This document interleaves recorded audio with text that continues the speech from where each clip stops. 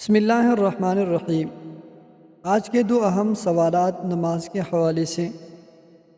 Number 1، نمازی بنانے کے لیے مالی جرمانہ جائز ہے یا نہیں؟ کیا ذکر فرض نماز سے بہتر ہے یا نہیں؟ تو پہلے نمبر سوال کا جواب ہے کہ نماز کی تاکید اپنی وسعت کے موافق خوب کرنی چاہیے، لیکن جرمانہ مالی جو شرعاً ناجائز ہے۔ ویسے تنبیہ کرنا اور ڈرانا ہر طرح چاہیے، اور نہ ماننے پر اس سے انقطاع کر دینا اور ترک تعلق کر دینا مناسب ہے۔